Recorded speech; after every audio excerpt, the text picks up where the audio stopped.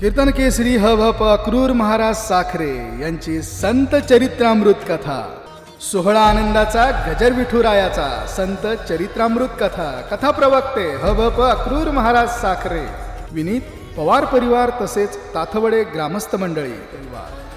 प्रेक्षेपण आपल्या आवडत्या मराठी हॉटस्पॉटवर.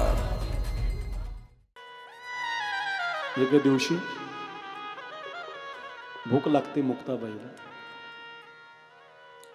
आणि मुक्ताबाईच्या पोटात भूक लागली म्हणून काके जोडी अडकून ज्ञानोबा रस्त्यानं मधुकरी मागण्यासाठी जातात. मधुकरी माहिती ना आपल्याला, रविशेठ मधुकरी म्हणजे भिक्षा नाही, लवशेठ मधुकरी म्हणजे कुणाच्या दारात जाऊन भीक मागणं नाही.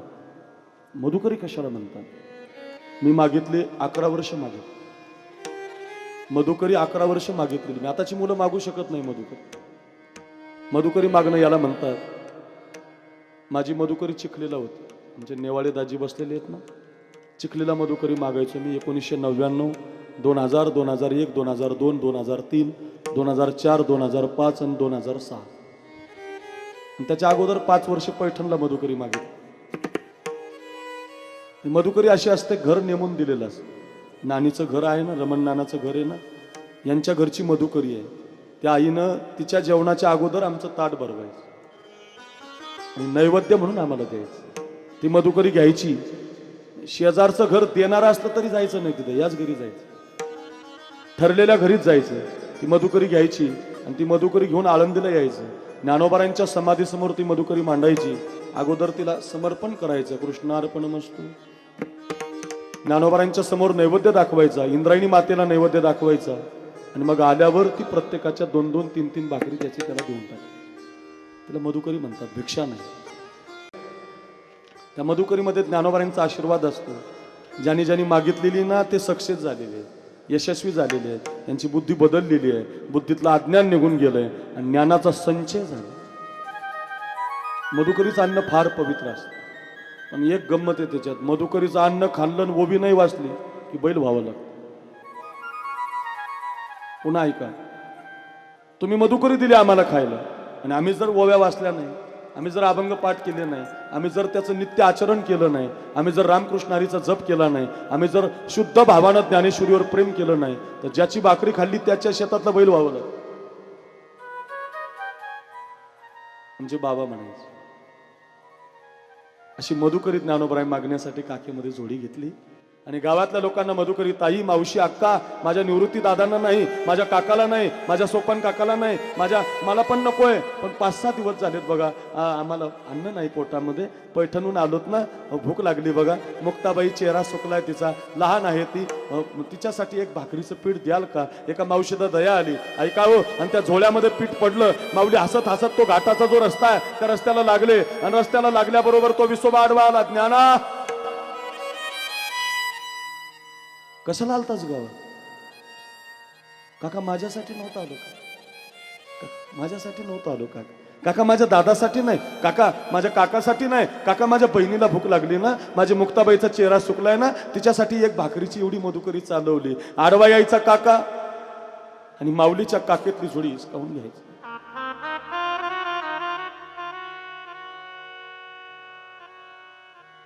जोडीमधलं पीठ मातीमध्ये टाकून द्यायचं. मातीमध्ये पडलेलं पीठ पायानं माती मिक्स करायचं. मी गेल्यावर जर कोणी उचललं तर अर्धी भाकरी होईल. काही वाईट बुद्धी कोणी देऊ शकत नाही जगात एवढा त्रास. तशीच फाटलेली जोडी घ्यायची.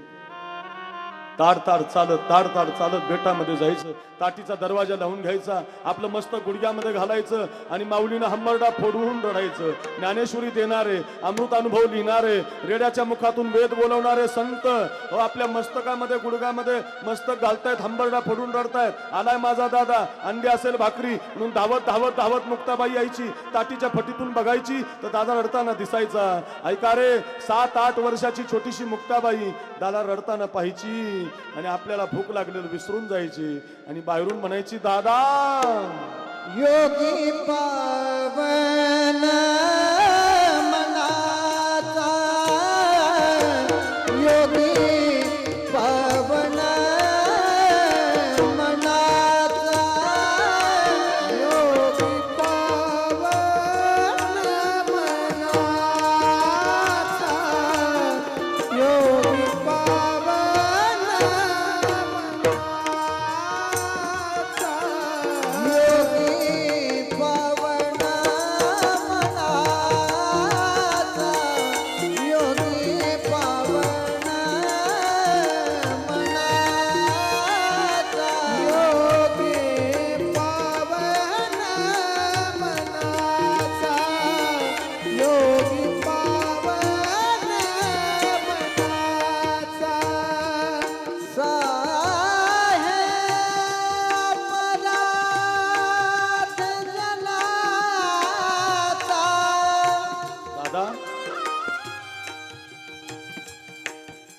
दादा तुम्हाला योगी बनायचे का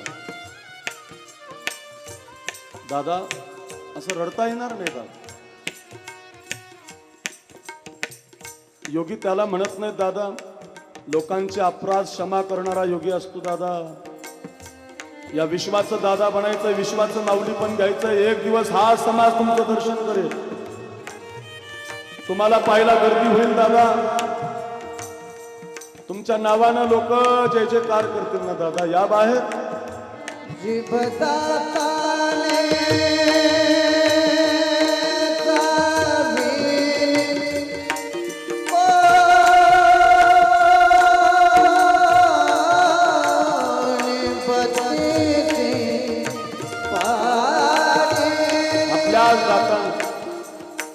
आपल्याच दातानं जीभ चावली म्हणजे काय दात पाडतात का जीभ तोडून टाकतात? नाही.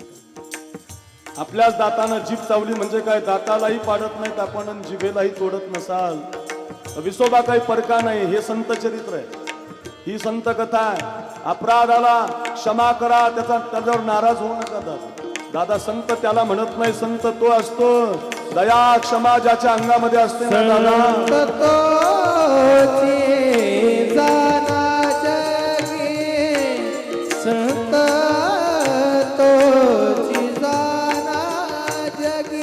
मुक्ताबाईचे अभंग आहेत बघायला.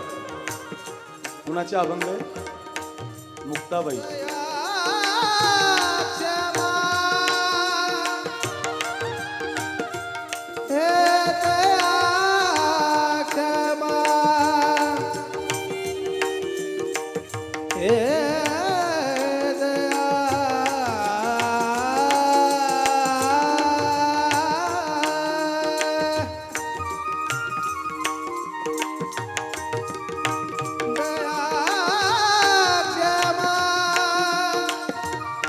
अशी बहीण असली पाहिजे बघ.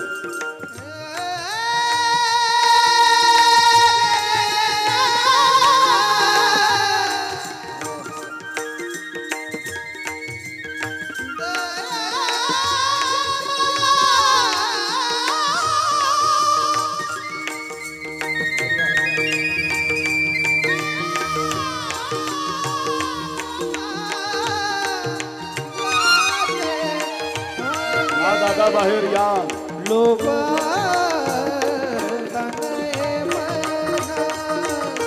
लोभ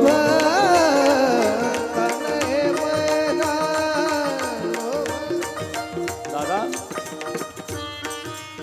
दादा मिथ्या कल्पना मागे सारा ताटी उघडा ज्ञानेश्वर.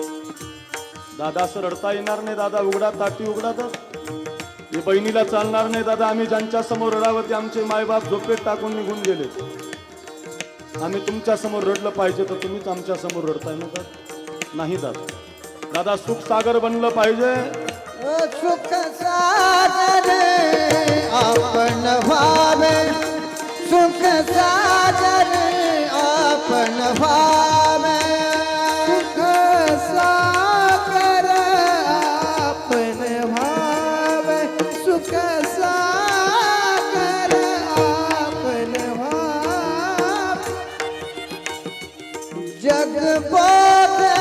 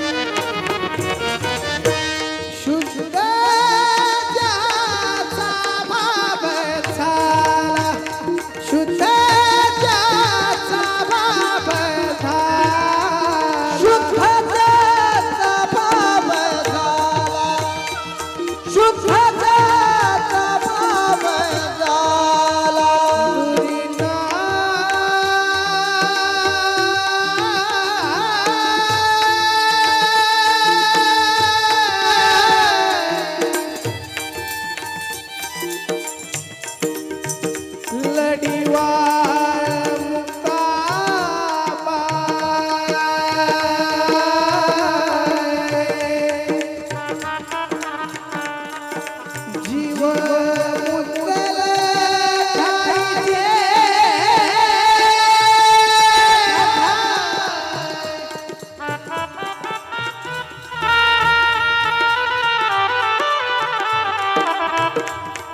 तुम्ही तरुणी विश्वतारा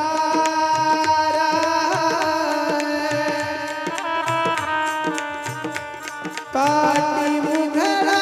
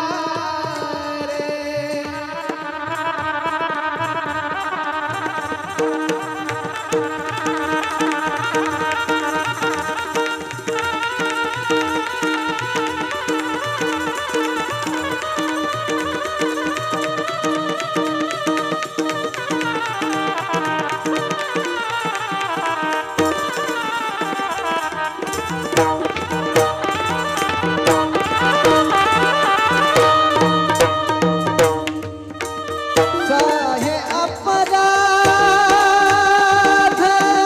जलाचा ए अपराध जलाचा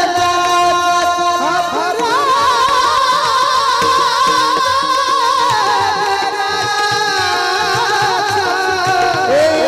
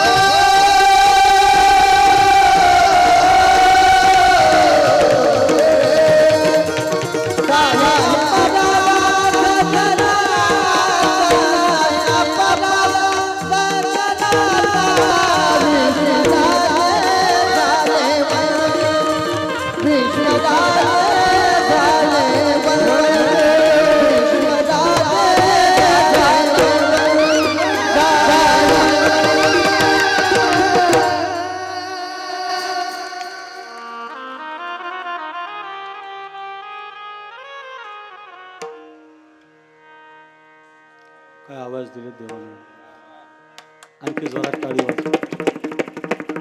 ओंकार महाराज जगताप, काय आवाज आहे. हजारे महाराज, काय आवाज आहे.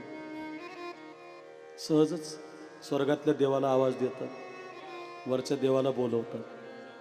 वा वा. लता मंगेशकर गेल्यावर का आपल्या देशात काही लोक रडले. एकच दिवस स्टेटस ठेवलं पण लोकांनी बाद झालं. त्याच्या पुढे काय विसरून जातात लोक.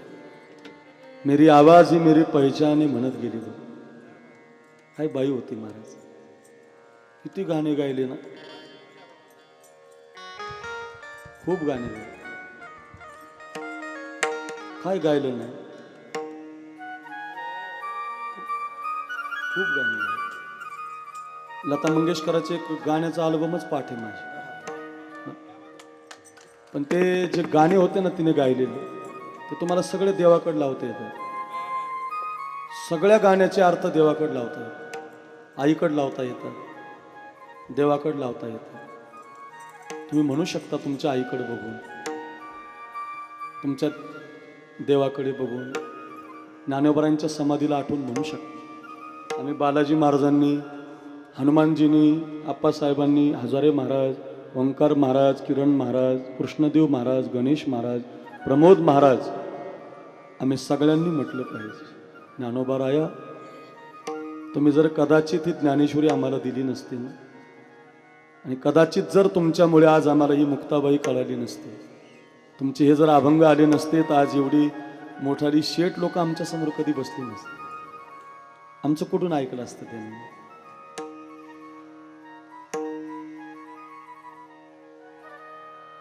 मतलब हमें और जीने की चाहत ना होती अगर तुम न होते, अगर तुम न होते. लताबाईंनीच गायलेलं गाणं आहे. गाणं आहे चित्रपटात.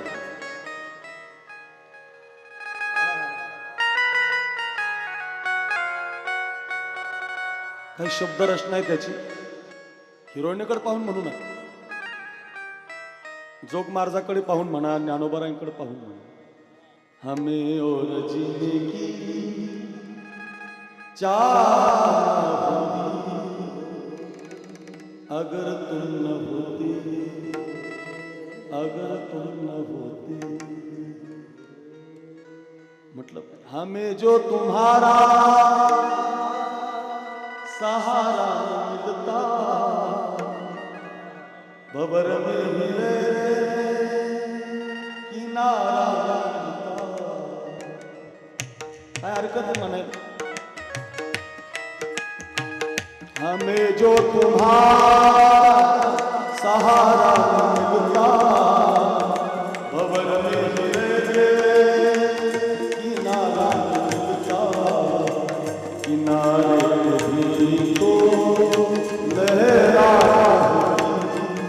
अगर तुम न होते, अगर तुम न होते, हमें और जीने की चाहत अगर तुम न होते, अगर तुम न होते.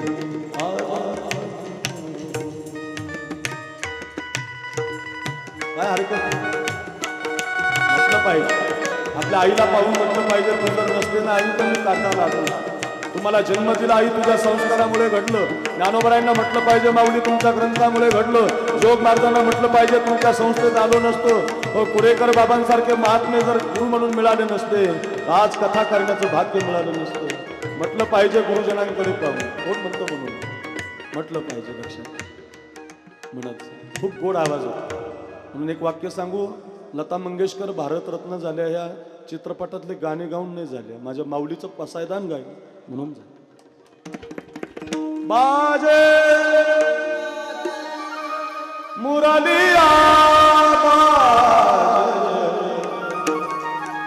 बाजे रे मुरलिया बाजे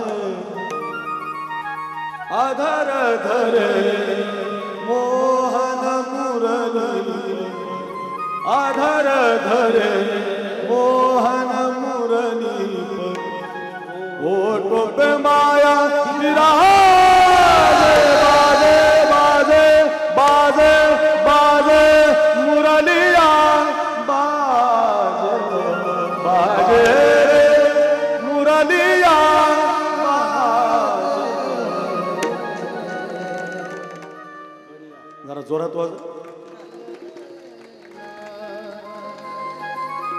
पैसे नका देऊ पण टाळी तरी वाजवा.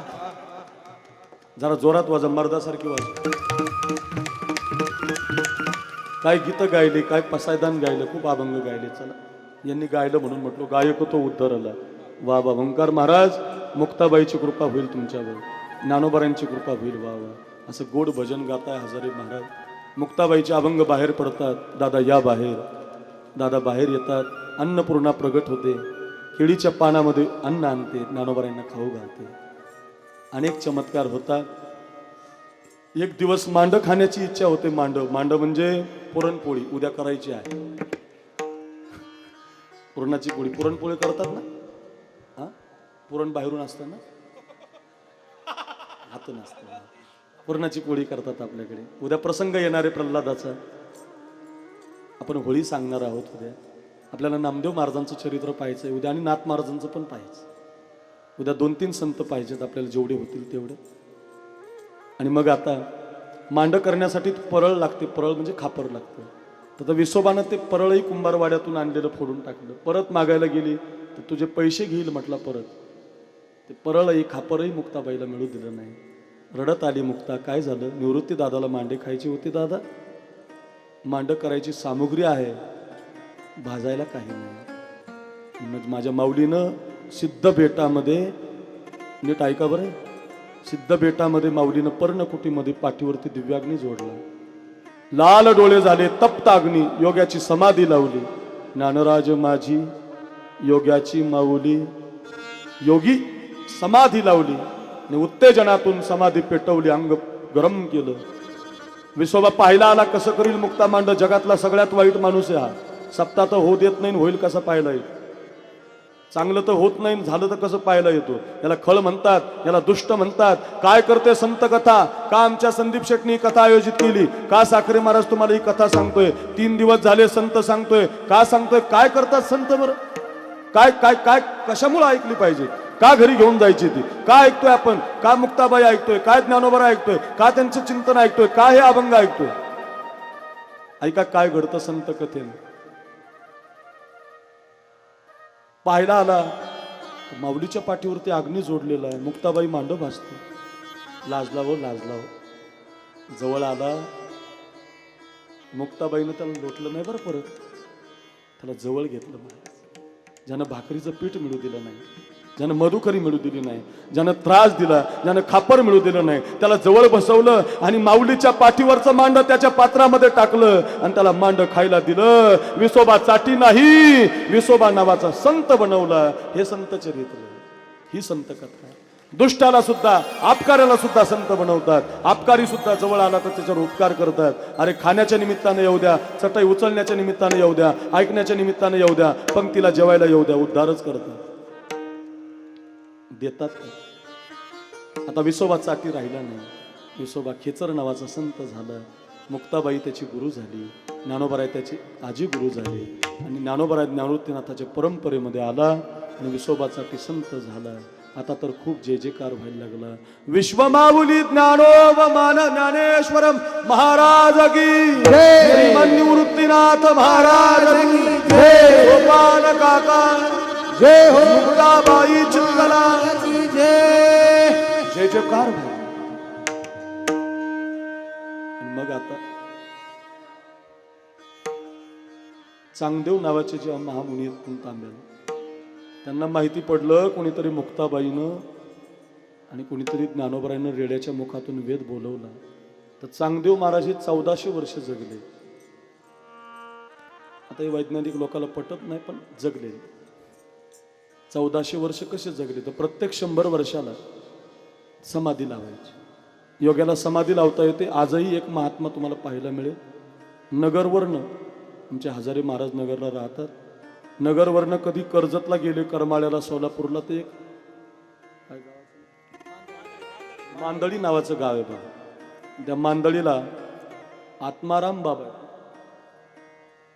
काचामध्ये सारखं भजन करतात. शौच विधी नाही, कोणताच विधी नाही.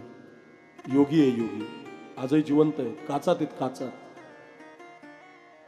खूप योगी. आणि समाधीला काय असतं? योगीने समाधी लावली ना, अमृताचा स्त्राव त्याच्या जिभेवर होत असतो. आणि अमृत थेंबा थेंबानं जिभेवर पडल्यामुळं तू जिवंत राहतोस. कुंडलीनी जागृत करत आहे. असा तो चांगदेव 1400 वर्षाचा. त्याला तो उठला ना समाधीतून की समोर असणारी प्रेत जिवंत करायची. आणि त्याच्या कानावर पडलं, कोणीतरी भावंड पैठणला आली जणू, आणि त्यांनी रेड्याच्या मुखातून वेद बोलवले. आणि त्या चांगदेवानं ज्ञानोबरायांना पत्र लिहिलं. पत्र आता पत्र कुठं राहील, मला लिहावं लागायचं पत्र. आळंदीला असताना तीर्थरूप बाबा, आंघोळीची व कपड्याची साबण संपलेली आहे, आळंदीला या. मोबाईल नव्हता, आता कशाचे पत्र राहिले, अंतर्देशी पत्र असायचं. चिट्ठी आई है चिट्ठी आई है, बड़े दिनों के बाद हम बेवतनों के साथ वतन चिट्ठी आई है, चिट्ठी आई है, आई है. पत्र काय लिहावं पत्रामध्ये? आता तीर्थरूप लिहावं. तीर्थरूप लिहावं तर लहान आहे. आशीर्वाद द्यावा तर रेडा बोलवलाय. काय लिहावं समजत नव्हतं. या पायगुडे बाबा पुढे या, पुढे. जरा टाळ्याच्या गजरामध्ये स्वागत करा. संतोष महाराज पायगुडे, पुणे जिल्ह्याचं वैभव, आणि शेखर महाराज जांभूळकर. अजून जोरात टाळी वाजवा दोघांसाठी. या, जय हो.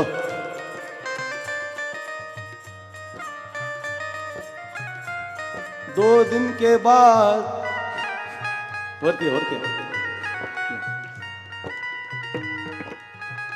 तुम्ही 2 दिवसांना आले म्हणून.